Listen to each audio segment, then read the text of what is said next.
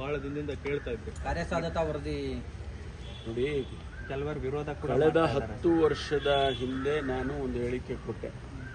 ತುಮಕೂರಿಗೆ ಮೆಟ್ರೋ ತಂದರೆ ಬೆಂಗಳೂರಿನ ಪ್ರೆಷರ್ ಕಡಿಮೆ ಆಗುತ್ತೆ, ಹೆಚ್ಚು ಜನ ಬೆಂಗಳೂರಿನಲ್ಲಿ ತುಮಕೂರಿಂದ ಬೆಂಗಳೂರಿಗೆ ಸುಮಾರು ಲಕ್ಷಾಂತರ ಜನ ಪ್ರವಾಸ ಮಾಡ್ತಿದ್ದಾರೆ, ಪ್ರತಿನಿತ್ಯ ಓಡಾಡ್ತಾರೆ. ಅದಕ್ಕೆ ಈಸಾಗುತ್ತೆ. ಈಗ ಹೇಮಾವತಿ ನದಿ ನೀರು ಬಂದ ಮೇಲೆ, ಕುಡಿಯೋ ನೀರು ಬಂದ ಮೇಲೆ ತುಮಕೂರಿಗೆ ಭಾಳ ಜನ ಅಲ್ಲೇ ಮನೆಗಳು ಕಟ್ಕೊಂಡು ಜೀವನ ಮಾಡ್ತಕ್ಕಂಥದ್ದು. ಬೆಂಗಳೂರಿಗೆ ಪ್ರೆಷರ್ ಕಡಿಮೆ ಆಗುತ್ತೆ ಅಂತೇಳಿ ನಾನು ಅವತ್ತು ಒಂದು ಹೇಳಿಕೆ ಕೊಟ್ಟಿದ್ದೆ. ಅದು ಹಾಗೆ ಬೆಳ್ಕೊಂಡು ಬಂತು. ಆಮೇಲೆ ನಾವು ಎಲ್ಲ ಸಂದರ್ಭದಲ್ಲೂ ಇದನ್ನು ಮಾಡಿದರೆ ಸೂಕ್ತ ಅಂತೇಳಿ ಕಳೆದ ಬಾರಿ ಮುಖ್ಯಮಂತ್ರಿಗಳ ಮನವೊಲಿಸಿ ಅವರು ಬಡ್ಜೆಟ್ನಲ್ಲಿ ಸ್ಪೀಚಲ್ಲಿ ಅನೌನ್ಸ್ ಮಾಡಿದ್ರು. ಅದನ್ನು ನಾವು ಈಗ ಅದಕ್ಕೆ ಒಂದಿಷ್ಟು ಪುಷ್ಟಿ ಸಿಕ್ಕಿದಾಗೆ ಒಂದು ಪಾಸಿಬಿಲಿಟೀಸ್ ಏನು ಇದೆಯಾ ಇಲ್ವಾ ಅನ್ನೋದಕ್ಕೆ ಒಂದು ವರದಿಯನ್ನು ಕೊಡಬೇಕು ಅಂತೇಳಿ ಒಂದು ಹೈದರಾಬಾದ್ ಕಂಪನಿಗೆ ಟೆಂಡರ್ ಕರೆದು ಕೊಟ್ಟಿದ್ದರು. ಅವರು ಈಗ ಆ ವರದಿಯನ್ನು ಕೊಟ್ಟಿದ್ದಾರೆ ಸರ್ಕಾರಕ್ಕೆ.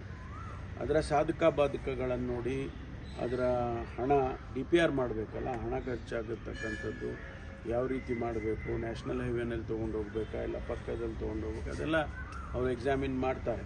ಈ ಮಧ್ಯೆ ಕೆಲವರು ಹೇಳಿಕೆ ಕೊಟ್ಟಿದ್ದಾರೆ.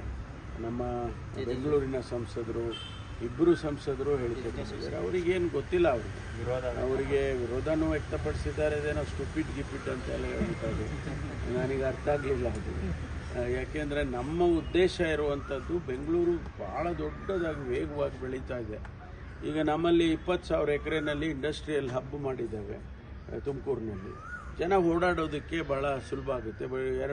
ನೋಡಿ, 1 ಗಂಟೆ ರಸ್ತೆ ಇವತ್ತು ನಾವುಗಳು ಓಡಾಡೋದಕ್ಕೇನೆ 2 ಗಂಟೆ ಆಗಿಬಿಡುತ್ತೆ ಒಂದೊಂದು ಸಾರಿ. ಎಲ್ಲಾದರೂ ಟ್ರಾಫಿಕ್ ಜಾಮ್, ಆಕ್ಸಿಡೆಂಟ್ಗಳು ಅಂಥವೆಲ್ಲ ಆದರೆ ಭಾಳ ಕಷ್ಟ ಆಗುತ್ತೆ. ದಿನನಿತ್ಯ ಜನ ಅಲ್ಲಿ ಅನುಭವಿಸ್ತಾ ಇದ್ದಾರೆ. ಆಮೇಲೆ ಜೊತೆಗೆ ತುಮಕೂರು ಕೂಡ ಬೆಳಿಬೇಕಲ್ಲ. Just only 60 kilometres.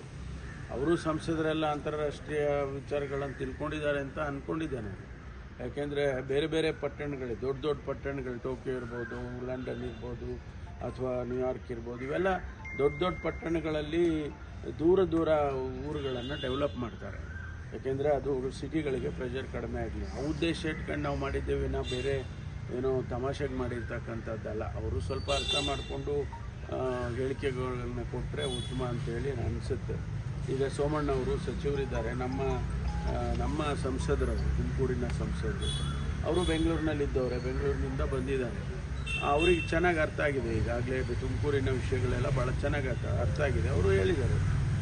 ರೈಲ್ವೆ ಸಚಿವರಾಗಿರುವಂಥವರು, ಅವ್ರಿಗೂ ಕೂಡ ಇವತ್ತು ಮೆಟ್ರೋ ಮಾಡಬೇಕು ಅಂತಕ್ಕಂಥ ವಿಚಾರ ಅವ್ರಿಗೂ ಸಮಾಧಾನವಾಗಿದೆ, ಅವ್ರಿಗೂ ಅರ್ಥ ಆಗಿದೆ. ಹಾಗಾಗಿ ನಾವು ತುಮಕೂರಿನವರಾಗಿ ನಮಗೆ ಅದು ಬೇಕೇ ಬೇಕಾಗಿರ್ತಕ್ಕಂಥದ್ದು. ಮತ್ತು ದಿನನಿತ್ಯ ಜನ ಏನು ಸಫರ್ ಪಡ್ತಾ ಇದ್ದಾರೆ, ಅವರ ದೃಷ್ಟಿಯಿಂದ, ಬೆಳವಣಿಗೆ ದೃಷ್ಟಿಯಿಂದ ನಾವು ಮಾಡ್ತೇವೆ ಅಂತ ಹೇಳ್ಬೋದು. ಅಷ್ಟೇ ಬಿಟ್ಟರೆ ನಾವೇನು ಯಾವುದೇ ಉದ್ದೇಶದಿಂದ, ದುರುದ್ದೇಶದಿಂದ ಏನು ಮೆಟ್ರೋನಲ್ಲಿ ತೊಗೊಂಡು ಹೋಗೋಕ್ಕೆ ಮಾಡಿಲ್ಲ. ವಿಮಾನ ನಿಲ್ದಾಣ ಕೂಡ ಆದರೆ ಇನ್ನೂ ಅನುಕೂಲ ಆಗುತ್ತೆ ಇಲ್ಲ. ಈಗ ನೆಲಮಂಗಲ ಆ ಭಾಗದಲ್ಲಿ ಒಂದು ಪ್ರಪೋಸಲ್ ಮಾಡಿದ್ದಾರೆ. ಅದು ಬಿಡದಿ ಮತ್ತು ನೆಲಮಂಗಲ, ಅದು ಎಲ್ಲಿ ತೊಗೊಳ್ತಾರೆ ಗೊತ್ತಿಲ್ಲ. ಅಂತಿಮವಾಗಿ ಎಲ್ಲಿ ಫೈನಲ್ ಆಗಿ, ಒಂದು ವೇಳೆ ನೆಲಮಂಗಲದಲ್ಲೇ ಆ ಭಾಗದಲ್ಲಿ ಆದರೆ ಮೆಟ್ರೋ ಒಂದು ಅತ್ಯುತ್ತಮವಾದಂಥ ಬೆಳವಣಿಗೆ ಆಗುತ್ತೆ. ಈಗ ಪಕ್ಕದಲ್ಲೇ ದಾವಸ್ಪೇಟೆಯಿಂದ ಇದುವರೆಗೂ ದೇವನಹಳ್ಳಿವರೆಗೆ 5,000 ಎಕರೆ ಭೂಮಿನಲ್ಲಿ ಕ್ವೀನ್ ಸಿಟಿ ಅಂತ ಪ್ರಪೋಸ್ ಮಾಡಿದ್ದಾರೆ. ಈಗಾಗಲೇ ಅಕ್ವಿಸಿಷನ್ ಪ್ರೊಸೀಡಿಂಗ್ಸ್ ನಡೀತಾ ಇದೆ. ಇವೆಲ್ಲ ಬೆಳವಣಿಗೆ ಆಗ್ತಕ್ಕಂಥದ್ದು.